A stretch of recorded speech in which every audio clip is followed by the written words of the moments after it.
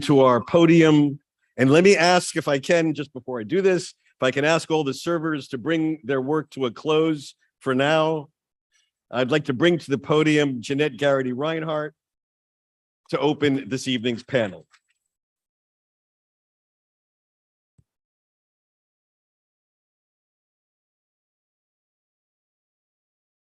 I'm wondering if that bar is staying open, because the thought is that the panel will drive us to drinks. So we'll find out here. Good evening. I am Jeanette Garrity Reinhardt, a proud trustee and a member of the Institute's board of directors.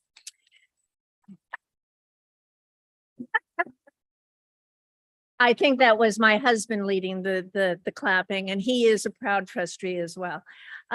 We are about to begin the second part of our SORF Symposium keynote dinner devoted to the Biden administration's Middle East policy. And let me take this opportunity to welcome back our live stream viewers around the world. Earlier this evening, we had the pleasure of hearing from National Security Advisor Jake Sullivan, who provided a comprehensive overview of the administration's approach to the region. After that main course, you may think that this is dessert, but I think you will find it considerably more substantial than that. And as Rob has already pre-announced, we've got dessert waiting for you and the bar. So don't worry, you can get there. One of our jobs at the Institute is to provide context. Usually it is to explain the complexities of the Middle East to Washington. Tonight, our job is a little bit different: to decipher the policy implications behind what the National Security Advisor just said. To do that, I am pleased to present an outstanding panel of experts. Ambassador Dennis Ross, our William Davidson Distinguished Fellow, served in 5 presidential administrations going back to Ronald Reagan. That included service as the President's Special Envoy for Middle East Peace, and in the Obama administration, 2.5 years as Special Assistant to the President, and also as National Security Council Senior Director for the Central Region. Taube Senior Fellow David Schenker directs the Institute's program on Arab politics. Before rejoining the Institute in 2020, David served as Assistant Secretary of State for Near Eastern Affairs, the nation's highest-ranking Middle East diplomat. He had previously served in the Bush administration as the Pentagon's top policy official for the Arab nations of the Levant. Zohar Palti is the Institute's International Fellow based in Israel. Zohar has been immersed in the Israel defense and security establishment throughout his career. He previously served as head of the Policy and Political Military Bureau at Israel's Ministry of Defense, led the Mossad Intelligence Directorate, and served as deputy head of the research division in the IDF Intelligence Corps. And finally, I am pleased to welcome as moderator Elise Labott, who has had a distinguished career in journalism. I'm sure everyone remembers Elise from her many years as CNN's intrepid global affairs and State Department correspondent, when she traveled the world with 7 secretaries of state and reported from more than 80 countries. You also may recognize her as a foreign affairs analyst at MSNBC, CBS News, or as a guest host on NPR and SiriusXM. She is also currently a contributing editor to Politico, a professor of American University's School of International Affairs, and the founder of Zivi News, a digital platform aimed at informing and engaging a G7 audience. Elise, this wonderful floor is yours. To our panel. Thank you, and thank you to the Washington Institute, and thank you to all for being here tonight. I see out here tonight so many great thinkers of Middle East policy and U.S.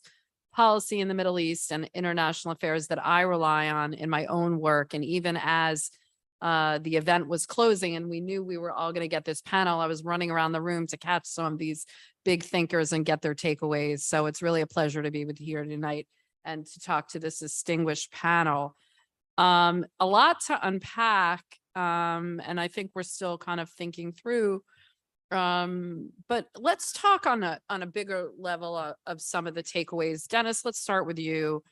We were just talking about, there is this perception that the U.S. is disengaging from the Middle East, that this is a region, and even as he spoke about U.S. engagement, I think Jake or National Security Advisor Sullivan, I've known him for many years, and traveled with him a lot, was kind of clear that the U.S. has a lot of priorities, and that whereas it used to be that the U.S. was solving the region's problems, and it used to be about trying to put out fires and dealing with threats, now the administration sees the region as an opportunity, not just as an opportunity to help itself, but also to help the U.S. A cynic might say, and I think he even mentioned, he talked many times, used the phrase great power competition. And a cynic might say, well,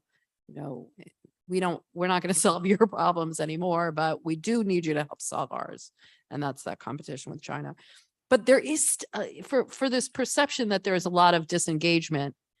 We also talk about a lot of activity going on in the region, and that the U.S. does really seem to think that the region is an engine of opportunity for meeting the challenges that are ahead. Yes.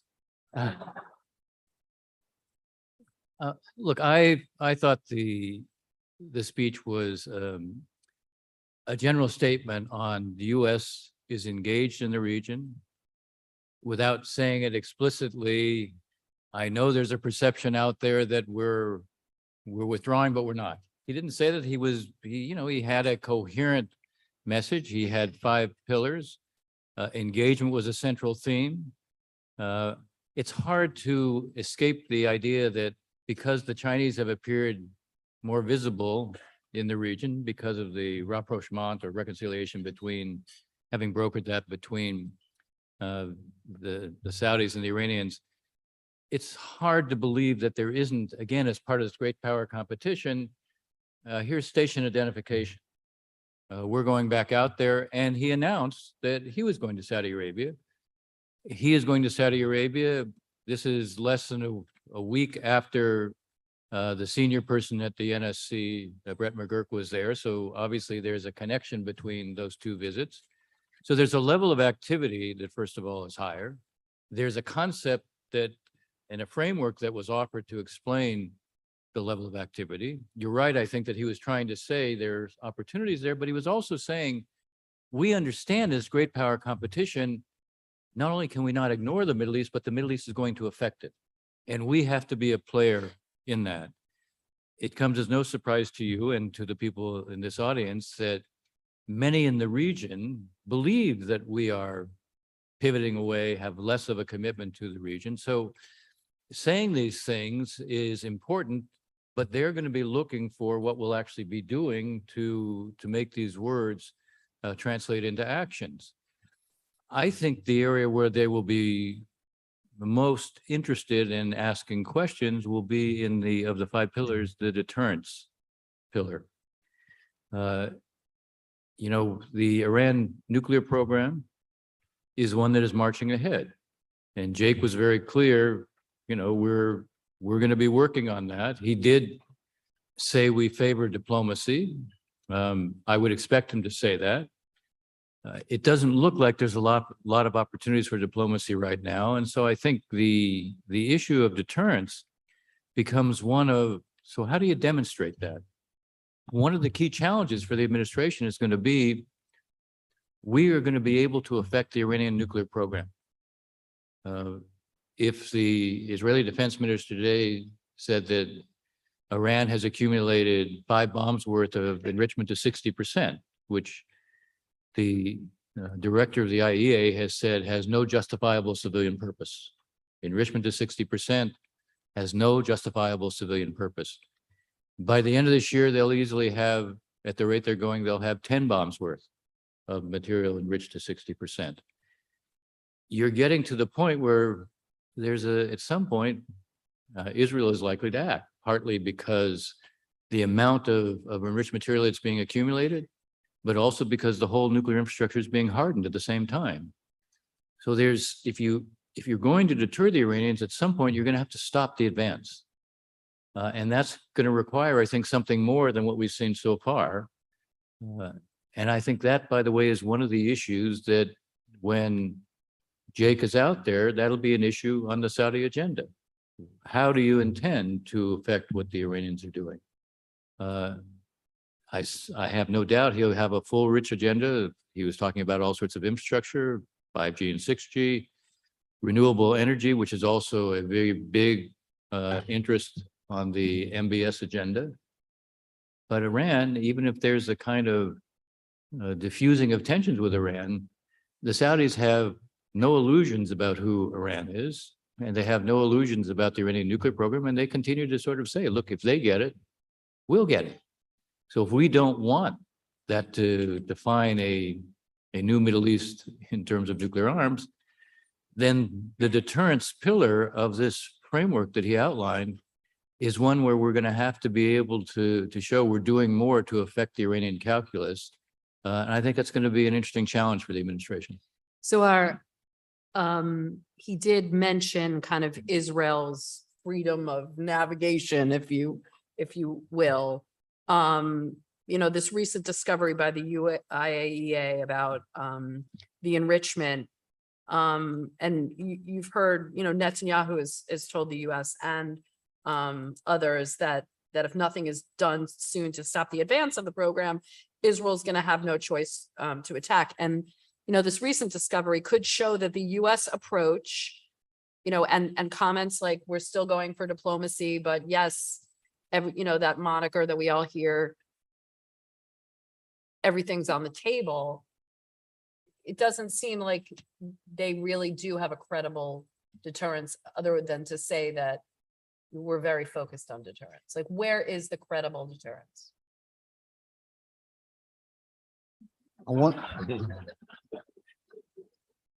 They told me to behave nice.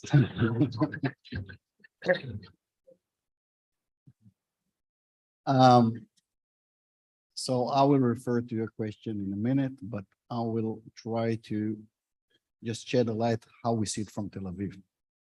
It's a bit different. The Iranian right now, as said before, days from enriching to 90%, if they want to. 90%, this is the military grade of a bomb. There never been a situation like that. And as you know, I used to be in the business still a few months ago in the last 40 years. This is the worst situation ever that we saw in the Iranian program. Everybody is reconciling with the Iranian right now. The Saudis, the Emiratis, and the rest of the world. Why? Because the Iranians, sadly, in the last 5-6 years, they're doing good. They're controlling Iraq completely. They're controlling Syria. They're controlling Lebanon. The Shia question right now is more full than it used to be ever. First time in the last 4 years that the Iranians have a foothold in the Gulf. They are controlling Yemen, what we call Houthi land. They have the ability to launch surface to surface UAVs against the Saudis, the Emiratis, all the other Gulfs like that. That's the reason that they changed the course. We heard this morning, Mr. Garagash, it seems to me that you share with us different feelings regarding how the Emiratis are feeling regarding the region. Hezbollah in the last months, tried twice to penetrate to Israel. One with a very sophisticated booby track, big gun, Lebanese, with a terrorist that came through the Lebanese border, tried to kill a lot of Israelis inside Israel, first time from the Second Lebanon War. 2 weeks after it, Hezbollah allowed Hamas to launch dozens of missiles in the northern front of Israel, simultaneously with the Hamas in Gaza. The fact that we didn't retaliate because we choose not to retaliate because we understood that this is kind of a strategic ambush.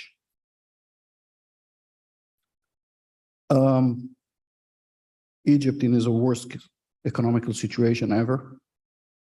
Jordan is flipping between to see the Iranian on the northern border in Iraq and in Syria. And the ceasefire in Iraq is because the Iranians are doing good. The ceasefire in Yemen in the last 14 months because the Iranians are doing good. But I think, referring to your question, that What's the missing ingredient in the deterrence? Credibility. no, the missing ingredient, in a minute, I will Fear, refer. the lack of fear. 100%. I will refer to that. I think that it was very important, whatever Mr. Sullivan said regarding the freedom of action of Israel, and I will tell you something like that. We have a history that Menachem Begin just created in 81, that if somebody wants to mess and to deal with us regarding the existence of the state of Israel, like the Iraqi nuclear reactor in 81, we destroy it. Mr. Olmert, as a prime minister in 2007, few months after the Second Lebanon War, when we used to be in a mess, Olmert was already shaky. No minister of defense, chief of staff is going home, all the generals. As you remember, Mr. Olmert used to call President Bush, ask him to do the job because we've been on a really serious situation. The Americans said no. So we did it. And if we hear right now the National Security Advisor that Israel have the freedom to do whatever we want, eventually we'll have to do it. Now, it's not whether we have the capabilities or not. The issue right now is whether to let the Iranian to have a military nuclear bomb to threaten the existence of the Strait of Israel. And it seems to me that the answer over here is very simple. If we will come to the point that we'll have to do it, although it sounds crazy, we'll have to do it. And this is what I get from this speech. Thank you.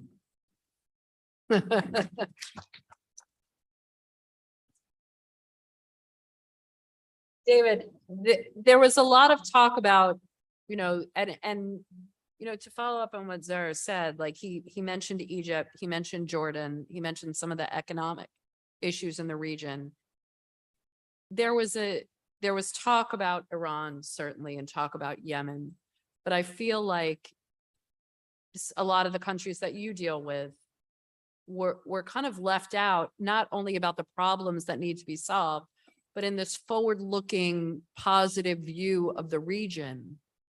On one hand, it kind of neglects some of the acute problems, whether it's, the economic problems throughout the region, the Syria war that drags on, what's going on in Egypt. Not only fails to recognize those problems, but at the same time kind of leaves, it sets up this thing about the haves and have-nots, whereas the US is doing all this business with wealthier countries like the Gulf, like in Israel, that can invest in these partnerships and that can invest in this forward-looking view, kind of leaves them out a little bit. And it's kind of a bifurcated view of the region, if you will, about, there's opportunity and yeah, there are some problems that the region will work out. Yeah, thanks for asking me that, actually. I wrote down at the time that there was not a single mention of Tunisia, Egypt, of Lebanon outside this wonderful maritime border agreement that the administration managed to secure, and hardly, good for them. and hardly, we can talk about that, that separately. right. I think there's some positives there, some negatives along the way as well, but and of course Syria. We focus, I think, obviously there's a good news story to tell. I think the consolidation of CENTCOM moving forward with trying to integrate a shared radar picture throughout the region, of moving toward, someday potentially a common missile defense, something that will make not only Israel, but the countries in the region other than Iran who are being targeted, make them a lot safer. But there is a broader story here to tell, which is of a disintegrating Middle East. that is Tunisia, right? The success story of the so-called Arab Spring, that not only has the democratic deficit now, or unraveling of the democratic gains, but a slow motion economic collapse, right? The deterioration of the economy, people getting on boats and going to Europe or dying in the Mediterranean, paired with, of course, an increasingly authoritarian government that has elements of really xenophobia and anti-Americanism. Lebanon, a well-known story, now 85% of the people below the poverty line, 98% currency devaluation, a non-functioning government, essentially a tragic story of self-inflicted economic deterioration. Syria, where we're witnessing the reintegration of Bashar al-Assad into the region, soon to be into the Arab League.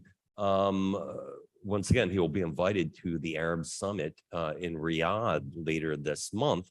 Somebody who is responsible for what I believe resembles a genocide, the murder of 500,000 mostly Sunni Muslims in Syria. Nothing about our policy in Syria, but something that is really horrific suffering. And finally, but I think most importantly, something that I don't think is on anyone's radar screen except for perhaps Zohar's, which is the deterioration of Egypt. Egypt has gone from, I think, if I'm channeling the government of Israel or Moody's credit rating, I'd say they went from a B to a C minus, verging on a D. They have, under the president of Egypt over the last 9 years, they have more than tripled their foreign debt. 45% of their budget this year will be spent servicing the debt. There's 60% inflation on food. The suffering, and of course, currency devaluation going from £6 to $1 to 33 pounds to $1. The suffering that we're going to see in Egypt is going to be remarkable. And this is not Tunisia, right? This is a country of 110 million people that has shares a long border with Israel. All these things are not sort of within the calculation. We didn't hear a word about them tonight. Although we did hear about a lot of engagement, we haven't heard about what we're doing on all these fronts. Yep. Dennis, we heard the word a couple of times, practical. What's practical? And it does seem when he talks about partnerships that, at a time when Israel and some Arab nations are showing greater willingness to work together to isolate a common enemy in Iran, considering economic cooperation, that the administration is choosing to embrace this emerging regional architecture. But as David said, if the Arabs aren't going to pay attention to those issues, how do those issues get neglected? And again, do we go to this bifurcated type of region? And also, does that weaken U.S. leverage? I mean, you saw what happened, with, obviously China negotiating that deal. But, I think the Abraham Accords are a good thing for Israel. But as Israel is looking to its own interests, sometimes those interests are aligning closer with the Gulf states than they are with the U.S., particularly on Iran. Look, there's a lot that we're sort of touching on right now. I guess there's a couple of points that I would make. One, I want to pick up on something that David was saying about Egypt. If a country like Egypt becomes a failed state, it transforms the region. If you think that what we've seen in Syria, where the war produced, 5 million refugees on the outside, and that had implications in Europe, imagine what might happen if you really saw a failed state in Egypt. That affects a huge, not just the region, but it could also affect Europe. And one of the things that it's true, the Saudis are not any longer going to be treated, they don't want to be seen as an ATM for Egypt. And Or any country. well, it's true. I mean, they're very focused on what they think are their needs as it relates to Vision 2030 and the National Transformation Plan. They're picking up on a theme from the IMF. The IMF is basically saying to the Egyptians that you need to have the military less dominant in the economy. You need to begin to sell off a lot of the assets that the military has. The Saudis actually picked up on that and pretty much are saying, we're prepared to buy some of these assets, but in a sense, they're saying the military has to get out or greatly reduce what it's doing in the economy. That is going to be a very tough issue for Sisi to take on. I don't know whether or not that's possible. Now this is an issue that suggests you can look at the region, you need to look at the region, you can't ignore the region, it can affect the great power competition. But it does mean you're going to have to look at not just those countries right now that we see as being a benefit to us in terms of the partnership. But this is the second point I want to make. It's hard to resist the temptation to look at a comparison to the Cold War, where we had a competition in the region. And what guided us was, all right, who can benefit us more? Who do we have to prevent the Soviets from being able to create an inroad with? So there was a competition then too. This is a different kind of competition. The irony now is we're looking at the Gulf states for understandable reasons that in a longer term competition, and this is where Jake actually started, where and this is what President Biden said from the very beginning of the administration, we're at an inflection point in the struggle of competition between democracy and authoritarianism. Right. So you're in this longer term struggle with China, according to the Defense Department, it's the pacing challenge for us. Right. The Saudis look like they're hedging bets with the Chinese. Well, suddenly that increases our interest in moving the Saudis back closer to us. I think though, and I also want to ask Sarah to weigh in. The US conflates it sometimes. So there's a great power competition and democracy versus authoritarianism in China. But then, we're willing to do business with Saudi Arabia or other countries that are not embodying those democratic values. And, even, are some people would call authoritarian countries. And, he talked about values tonight. He said that they'll be guided by the UN Charter. I've never heard, and I was just talking with John Alterman earlier. Have you ever heard a US official say that our values are guided by the UN Charter, which doesn't have democracy? I mean, Zohar, you called what's going on in Israel the most profound internal crisis Israel's experienced in the last 40 years, which is also a national security threat. Not one mention of that. Rob did try valiantly. However, was that a way of not criticizing not just Israel, but Saudi Arabia or, some of the Gulf states that do not have, some of the Gulf states are moving towards more democratic, participation, but they're not democracies. And so it's fine to say that about China, but, those values aren't necessarily espoused in the US. So. I don't know. Everybody can take, from the speech something. My delicate ear heard the sentence, players that are not going to share our values, we're going to share with them our concern. As Israeli, that's what I understood. So I think it was a very important statement. And as an Israeli, I took it. I hope that other countries in the region will listen to that as well. Over here, I want to emphasize, there is no something more important. I said it yesterday and I will repeat it today. In our national security of Israel, the relationship with the United States and the shared values, this is the most important pillar that we have. The shared values is without a written document. It's not by a contract. There are no lawyers. It's just because we feel that in our hearts, we share the same values.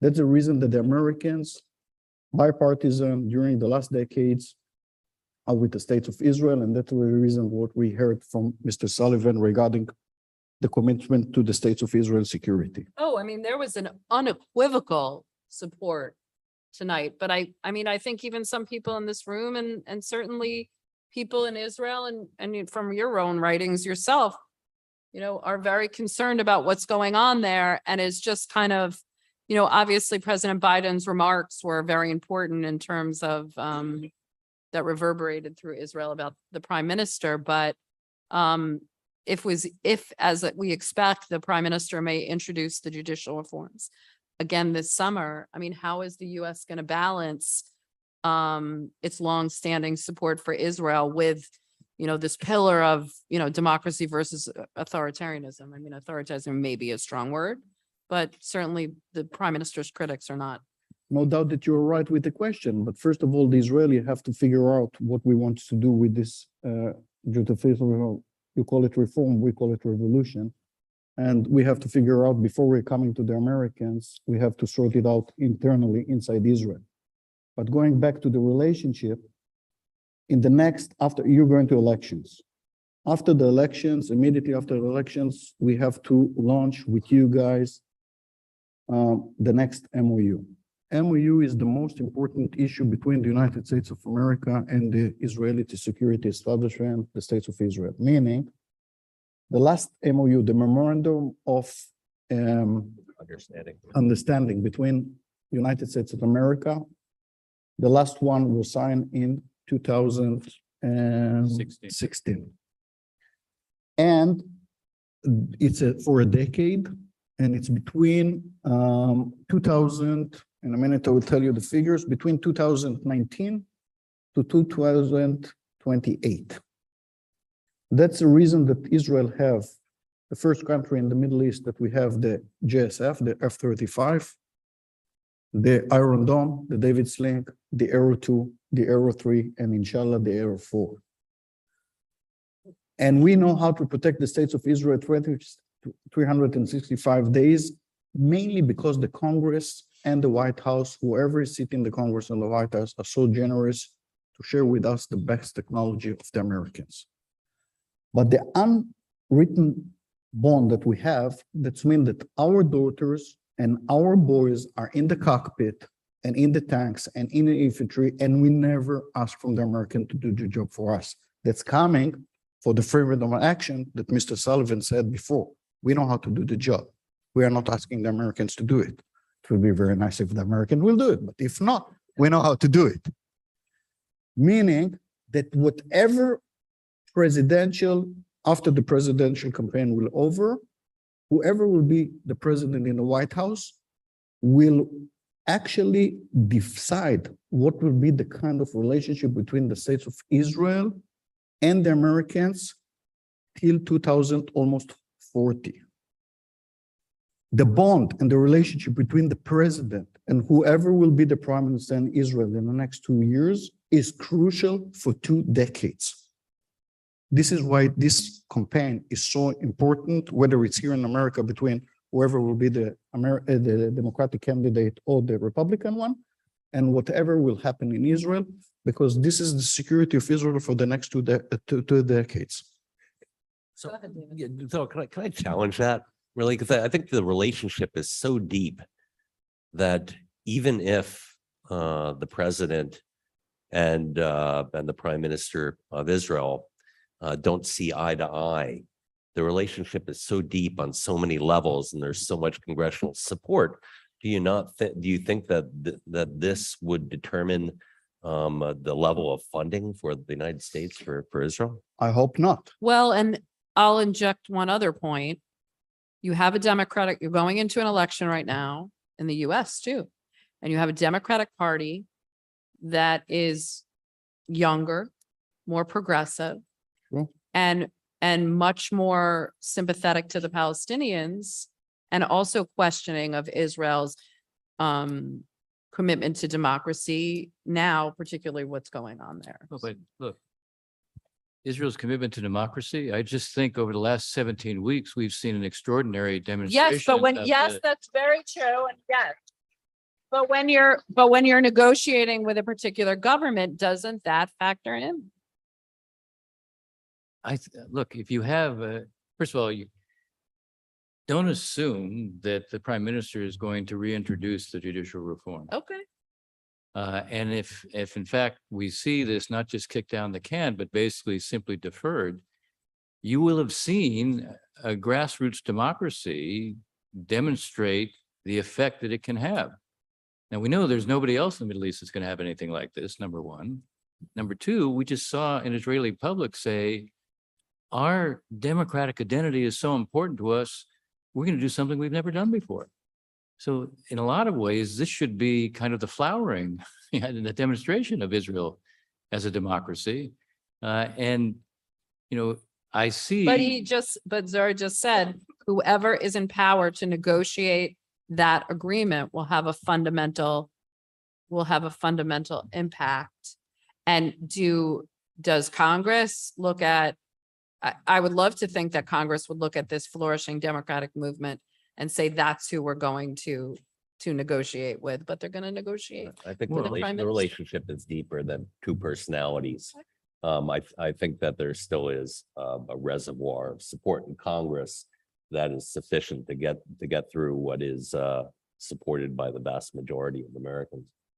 I'm just going to ask a quick question. How much time do we have left? About 5 minutes. Dennis, go ahead. I was just going to say, look, it's true that when the administration negotiates the MOU, and there have now been two that were negotiated, they won't be unmindful of the Congress. But again, we're reminded that it's always the executive branch that does this. And it's pretty hard to believe that if the executive branch and the president decides to go ahead and negotiate a new MOU, you won't have enough support in the Congress to be able to get it through. And I just think, as I said, I suspect you take a look at what's happening in Israel today. This is a manifestation of democracy, not the opposite. I agree 100%. And I think everyone in this room does too. We have about 5 minutes, so I want to, Jake, weave these 5 pillars tonight. I still am not, everyone since I met you in 2000, and we've been, you know, kind of over the years talking about what's the vision? What's the U.S. vision for the region?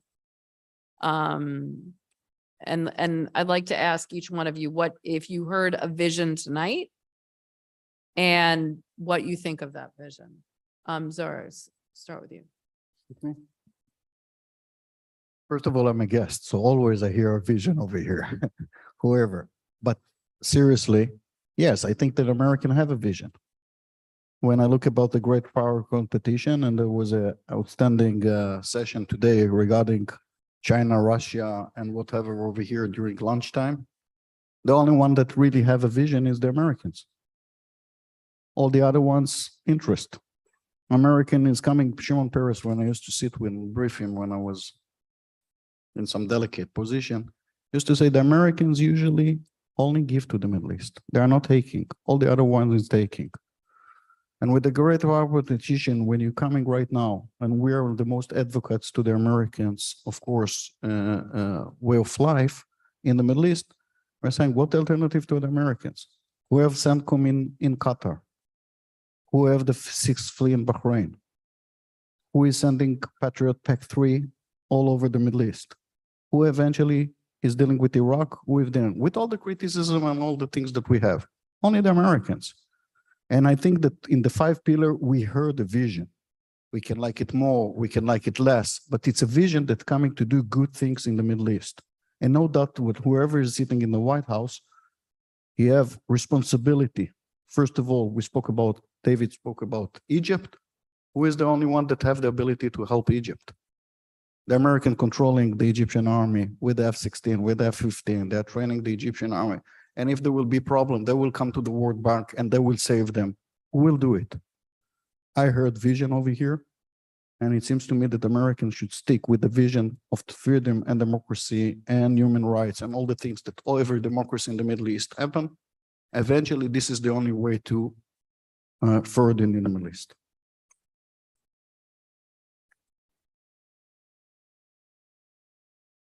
David.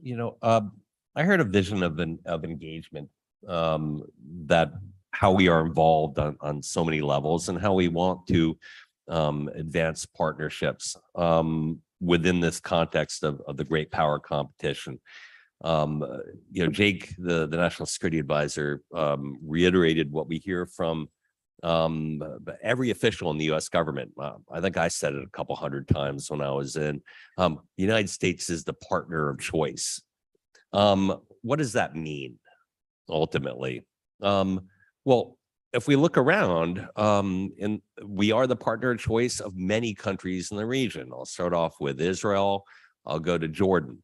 But then if we go out further, right, just last year, Egypt was going to take delivery of advanced Russian fighter jets. They reportedly were going to send missiles or ammunition to Russia and Ukraine. There's reports of the UAE building a Chinese port, right? That was reported in the Wall Street Journal a couple of years ago. For Saudi Arabia, are we the partner of choice? There's some hedging going on in the region.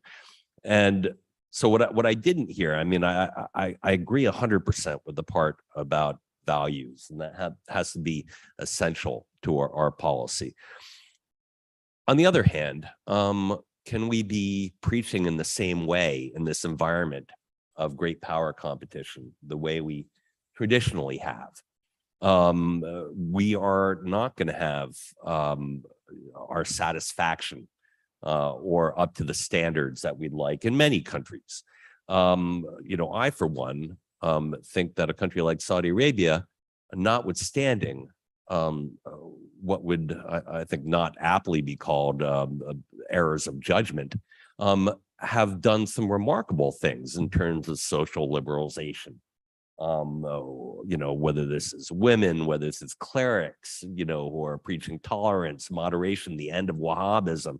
There are so many positive things going on. I think we can say, well, this is a start. And why did we take the route that we took on that policy? Did that set us back? And I think we have to look at this with all the countries, but there has to be a certain low sort of a bar that we set for cooperation. And in a country like UAE, we want to cooperate as much as we can cooperate, but can we, at the end of the day, we can't sell them Joint Strike Fighter because they have Huawei as their 5G, right? No matter how much we want to sell it to them, we can't. So we can, set out our vision, and I think we have to be flexible and more nimble if we want to be the partner of choice.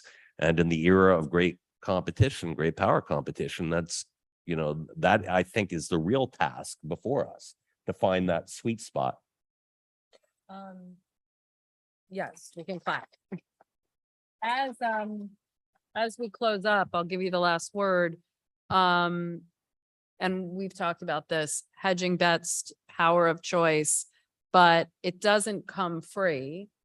And the US is going to have to be clear about what it is willing to provide, because if countries are going to stick with the United States, they're going to want things in return, and the US needs to be ready to give to be able to get what it wants from these partnerships. I completely agree with that. Look, I want to recount a brief story and then sort of connect it to what you just said. So I was in Saudi Arabia, and it was about 2 months ago, and I was, in many of the conversations I was having, there was a kind of constant stream of complaints about the US. And so I said, so you think when you get in trouble from a security standpoint, the Chinese are going to come save you? And actually the response was, no, they're mercantilists. And I said, and so you think the Russians, after this extraordinary demonstration of their military prowess, they're going to come save you? No. And so I said, well, I'm hearing a lot of complaints about the US. And who do you think is actually going to be there for? He says, wait a second. No. Where do you think we send our kids? So look, it gets back to your point, David, about the partner of choice. There is basically a preference for us, but there also is a sense of unease about us. Partly a function of administrations who come in and they seem to adopt wildly different approaches. Partly a function of in the aftermath of withdrawing from Afghanistan, this seemed to validate, especially the way we did, seemed to validate a sense the U.S. really is going to pivot away from the region. Partly by looking at, the Russians obviously are not demonstrating their military prowess now, but they demonstrated before they were prepared to intervene in a way where they could change the balance of forces. There is a question about us. What I thought Jake's speech tonight was designed to do was to say, we're not leaving the region. We're going to be engaging. We're going to be more active. Our view, I'll say view as opposed to vision, is that this is a region that can disrupt the world at a time when we're caught up in what is going to be an enduring competition. We don't want this region to disrupt the world. We want to create stability in the region so it doesn't. And we will engage enough to do that. Now, to be able to do that, this gets to what you were raising. There are questions about us, about whether we will be there for them.